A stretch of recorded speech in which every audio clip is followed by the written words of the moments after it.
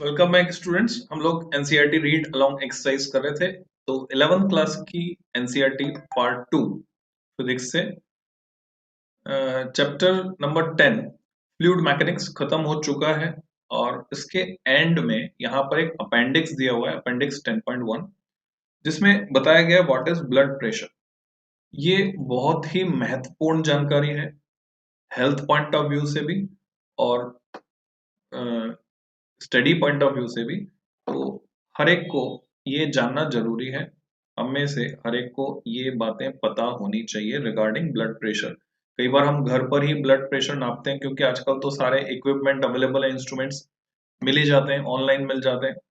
तो अगर आपके पास ब्लड प्रेशर नापने की मशीन है, मरकरी वाली हो या डिजिटल हो, ब्लड प्रेशर नापने में कुछ सावधानियां रखना जरूरी है। तो उसका जो बेसिक है वो हम समझ लेंगे, तो हम बिल्कुल सही सही ब्लड प्रेशर नाप पाएंगे और सिम्टम्स को डिटेक्ट कर पाएंगे। So let's learn about it. What is blood pressure? In evolutionary history, there occurred a time when animals started spending a significant amount of time in the upright position. उसका कारण क्या था? This placed a number of demands on the circulatory system. पहले reptile हुआ करते थे, फिर जैसे ही वो खड़े होकर चलना शुरू हुए तो सर्कुलेटरी सिस्टम पर लोड आया इसका।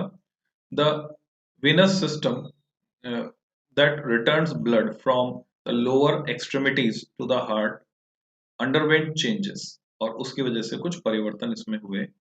You will recall that veins are blood vessels through which blood returns to the heart. Humans and animals such as the giraffe, आपको पता ही है जिराफ की कितनी लंबी गर्दन होती है, have adapted to the problem of moving blood upward against gravity. Raw GH pressure हम पढ़ चुके हैं, तो इसमें कौन सी फिजिक्स इन्वॉल्व है वो हमको समझना है। But animals such as snakes, rats, rabbits will die if held upwards. इनको उल्टा लटका दिया जाए, अगर चूहे को पूंछ पकड़ के अगर आप उल्टा लटका दें, मर जाएगा।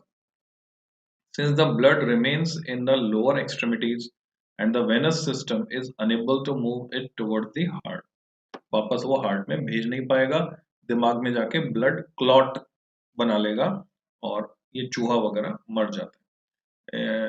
ह्यूमन बीइंग भी अगर आपको शीर्षासन करना है तो ये सजेस्टेड नहीं है कि 2 मिनट से ज्यादा आप उस मुद्रा में रहें, बिकॉज हमारी बॉडी इसी तरह से डिजाइंड है। So schematic view of the gauge pressures in the arteries in various parts of the human body while standing or lying down. The pressure down are averaged over a heart cycle.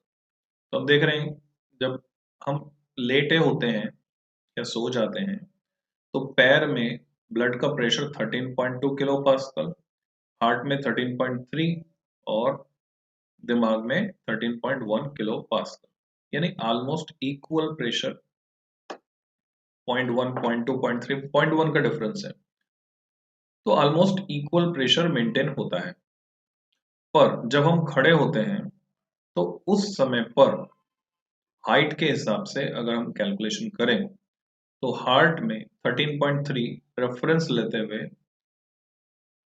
पैरों में जो blood का pressure है 26.8 kilo pascal बढ़ गया। आप देख रहे हैं काफी ज्यादा प्रेशर, जस्ट डबल हो गया है 13 से 26, और सिर में कम हो गया है 9.3 किलो पास्कल, इतना सा रह गया है। तो उसी कारण से अफेक्ट होता है, डिफरेंट जो बॉडी पार्ट्स हैं उनकी फंक्शनिंग पर फर्क पड़ता है, क्योंकि ब्लड ही ऑक्सीजन पहुंचा रहा है पूरे शरीर में, और ऑक्सीजन जो है वो मदद करती है टॉक्सिन्स निकालने में। तो figure 10.26 shows the average pressures observed in the arteries at various points in the human body.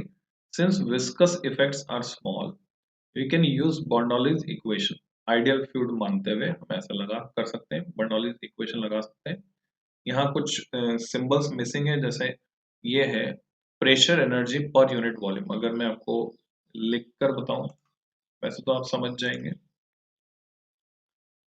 तो ये है पीवी अपॉन वी, यानी पीवी होता है work done energy, pressure energy, और पर यूनिट वॉल्यूम करेंगे तो पी बच गया, प्लस हाफ वी स्क्वायर। यहां पर क्या किया हमने, वॉल्यूम से डिवाइड किया, तो रॉ यहाँ मिसिंग है, हाफ रॉ वी स्क्वायर, और यहाँ आ गया एम जी एच में जी वाई आ गया।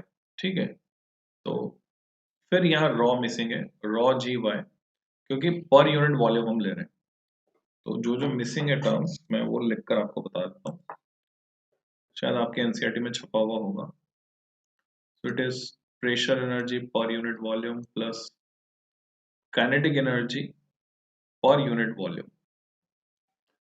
Mass upon volume is density, plus potential energy per unit volume. Y h की जगह y ले लिया हमने, equal to constant. ये बर्नौली इक्वेशन हो गई। To understand these pressure values, the kinetic energy term rho v square by 2 can be ignored since the velocities in the three arteries are small, बहुत ही कम, 0.1 meter per second, and almost constant. उसमें change नहीं, उतार चढ़ाव नहीं. Hence the gauge pressures at brain PB, the heart PH, and the foot PF are related by PF equal to PH plus rho GH, PB plus rho GHB, HHHB. तो सीधे सीधे सीधे pressure को ले लिया, और प्रेशर एनर्जी और potential energy वाले टर्म को। Rho is the density of blood. Typical values of the heights to the heart and the brain are HH 1.3 metre, HB 1.7 metre, standard average values है।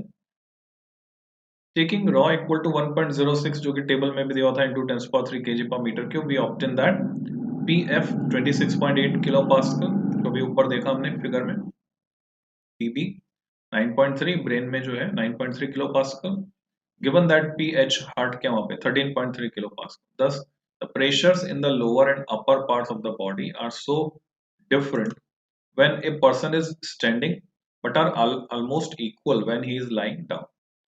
As mentioned in the text, the units for pressure more commonly employed in medicine and physiology are torr and mm of Hg, उसमें नापते हैं, and 1 mm of Hg is 1 torr, which is equivalent to 0.133 kilopascal.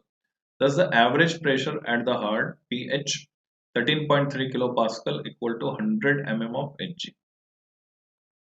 The human body is a marvel of nature. The veins in the lower extremities are equipped with valves, valve लगे हैं वहां पर, which open when blood flows towards the heart and close which tends to drain down. नीचे आने लगता है तो बंद होकर उसको रोकते हैं. Also, blood is returned at least partially by the pumping action associated with breathing and by the flexing of the skeletal muscles. पूरा सिस्टम ऑटो रन पर चलता है, ऑटो पायलट होता है बच्चों, हमें कुछ नहीं करना पड़ता during walking. This explains why soldier who is required to stand at attention may faint because of insufficient return of the blood to the heart. कई बार होता है ना, प्रार्थना सभा में बच्चे खड़े खड़े गिर जाते हैं वंस, तो इसके लिए सलाह दी जाती है, इसके लिए आपको कहा जाता है कि जब भी आपको लंबे समय के लिए खड़ा रहना है, स्टैंड स्टिल, तो पैरों में पंजों की उंगलियां, पैरों की उंगलियों को आपको पंजों को हिलाते रहना चाहिए, उंगलियों को हिलाते रहना चाहिए। हम जब स्कूल में पढ़ते थे तो हमारे प्रिंसिपल सर ने हमको सिखाया था और हमने इसको यूज किया और इसका फायदा लिया। Once he is made to lie down, the pressures become equalized and he regains consciousness. ठीक है, गिर जाएगा उस टाइम तो फिर वापस से सही हो जाएगा। An instrument called the spygmomanometer, इसको पहले भी प्रोनाउंस किया था तो दोबारा, तो पीछे का जो हिस्सा है मैनोमीटर है, उससे पहले चलते हैं तो स्पाइगमो, तो स्पाइगमो मैनोमीटर, तो स्पाइगमो मैनोमीटर जो है usually measures the blood pressure of humans. It is a fast, painless and non invasive technique, यानी अंदर से खून वून कुछ नहीं निकालना पड़ रहा, and gives the doctor a reliable idea about the patient's health. The measurement process is shown in figure 10.27. There are two reasons why the upper arm is used first. It is at the same level at the heart. Heart के level में ही उस blood pressure measuring instrument को रखकर हमें नापना होता है and measurements here give values close to at the heart क्योंकि वहीं का प्रेशर हम नापते हैं. Secondly, the upper arm contains a single bone and makes the artery there called the brachial artery easy to compress. We have all, आपको पता है ना कपड़ा लगाते हैं ब्लड प्रेशर नापने के लिए, उसमें हवा बढ़ती है. We have all measured pulse rates by placing our fingers over the wrist. वहां से pulse rate नाप सकते हैं. Each pulse takes a little less than a second. जैसे आपको पता है कि एक मिनट में 60 सेकंड होते हैं, तो pulse rate जो आती है स्टैंडर्ड 72 है, तो थोड़ा सा एक सेकंड से कम समय लगेगा एक पल्स में. During each pulse, the pressure in the heart and the circulatory system goes through a maximum as the blood is pumped by the heart. उसको हम कहते हैं systolic pressure, and the minimum as the heart relaxes उसको बोलते हैं diastolic pressure. तो एक minimum से मैक्सिमम तक रेंज हम उसमें नाप पाते हैं. जब मैक्सिमम कब होगा? जब ब्लड पंप किया हार्ट ने, और मिनिमम कब होगा? जब हार्ट रिलैक्स करेगा, यानी ब्लड वापस आएगा उसमें. The sphygmomanometer is a device which measures these extreme pressures. It works on the principle that blood flow in the brachial upper arm, हो सकता है इसका प्रोनाउंसिएशन में गलत कर रहा हूँ, artery can be made to go from laminar to turbulent by suitable compression. Turbulent flow is dissipative and its sound can be picked up on the stethoscope. तो आपने देखा होगा डॉक्टर जो है साथ में स्टेथोस्कोप भी लगा के रखता है, किस लिए? इस आवाज को सुनने के लिए.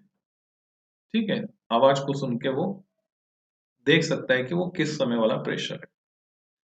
The gauge pressure in an air sac wrapped around the upper arm इस, अभी तो टेक्निक एडवांस्ड हो गई, हमें कुछ करना ही नहीं पड़ता, ना मर्करी का लेवल देखना पड़ता, ना यहाँ से हवा भरनी पड़ती, सब automatic process. Using A manometer or a dial pressure gauge, the pressure in the sac is first increased till the brachial artery is closed.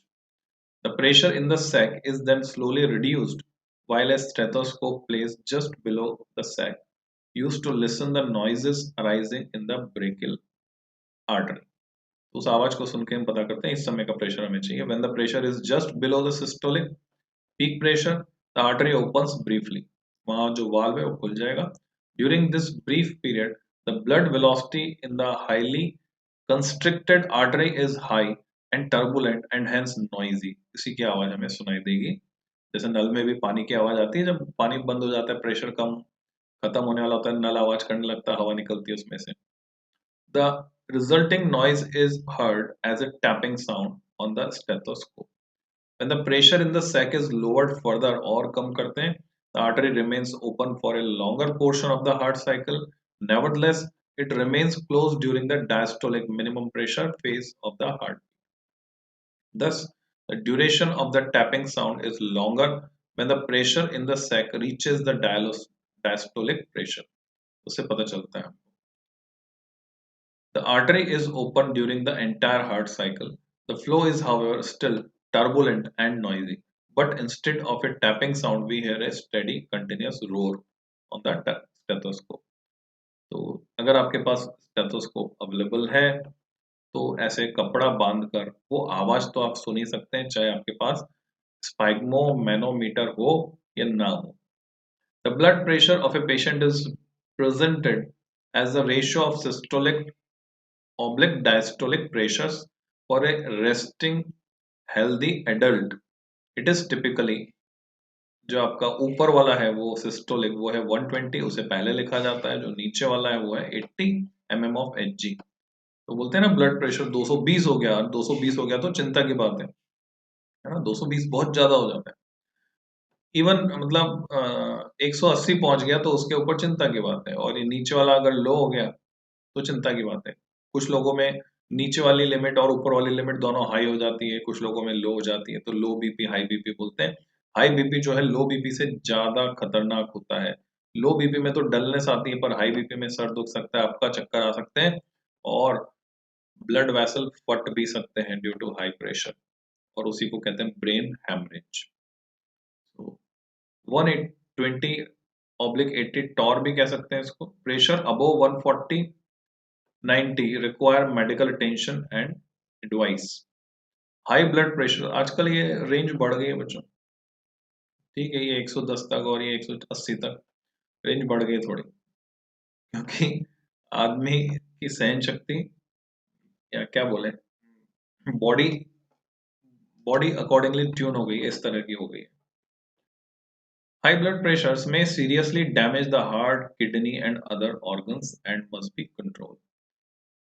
Allopathy में तो गोली दी जाती है, आयुर्वेद में आपको बोलेंगे अनुलोम विलोम करना है आपको, और मुक्ता शुक्तिवटी देंगे, है ना, मुक्तावटी, मुक्तावटी देंगे, तो मोती पिष्टी, ये सब रामदेव जी के नाम से सुनोगे आपने नाम। और होम्योपैथी में भी इलाज है, यानी सभी पैथी में इनका इलाज है, एक्यूप्रेशर में भी है, एक्यूपंक्चर में भी है। अब जिसको जो सूट करे वो उसे यूज करना चाहिए। तो ये हमने काफी महत्वपूर्ण जानकारी, जीवन में काम आने वाली जानकारी यहाँ से प्राप्त की।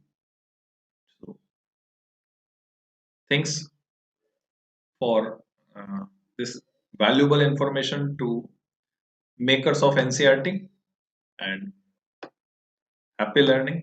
फिर मिलते हैं नेक्स्ट लेक्चर में।